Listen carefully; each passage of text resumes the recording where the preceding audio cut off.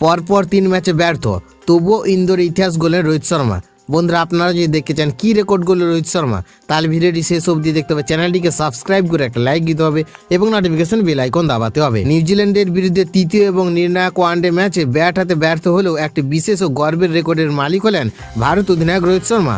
ইন্দোরের হোলকার স্টেডিয়ামে অনুষ্ঠিত এই ম্যাচে ভারতের মাটিতে নিজের 100তম ওয়ানডে ম্যাচ খেলেন তিনি। এই কৃতিত্বের মাধ্যমে রোহিত এমন এক এলিট তালিকায় প্রবেশ করেন যেখানে আগের থেকে রয়েছে সচিন টেন্ডুলকর, MS ধোনি, বিরাট কোহলি, মোহাম্মদ আজহারউদ্দিন এবং যুবরাজ সিং এর মতো কিংবদন্তিরা। ভারতের মাটিতে সবচেয়ে বেশি ওয়ানডে খেলার রেকর্ড এখন সচিন টেন্ডুলকরের দখলে।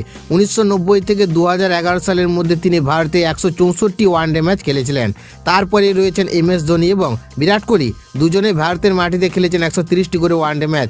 এই তালিকায় রোহিত শর্মার নাম যুক্ত হয় তার দীর্ঘ এবং সফল আন্তর্জাতিক ক্যারিয়ারে এক গুরুত্বপূর্ণ মাইলফলক। তবে ব্যক্তিগত এই স্মরণীয় দিনে ব্যাট হাতে প্রত্যাশা পূরণ করতে পারেননি রোহিত শর্মা। 338 রানের বড় লক্ষ্য তাড়া করতে নেমে তিনি মাত্র 11 রান করে আউট হন। 13 বলের ইনিংসে 2টি 4 মারলেও বড় ইনিংস রূপান্তর দিতে ব্যর্থ হন তিনি। এই ম্যাচে রোহিতের উইকেট নেন ফোক্স, ক্যাচ তুলে দেন ক্রিশ্চিয়ান ক্লার্কের হাতে।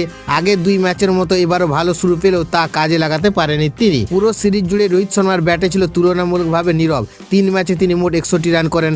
প্রথম ম্যাচে 26 রান করলেও দ্বিতীয় ম্যাচে 24 এবং তৃতীয় ম্যাচে 11 রানে থামেন। তবুও ভারতের মাটিতে 100টি ওয়ানডে ম্যাচ খেলার কৃতিত্ব রোহিত শর্মার ক্যারিয়ারে এক গর্বের অধ্যায় হয়ে থাকবে।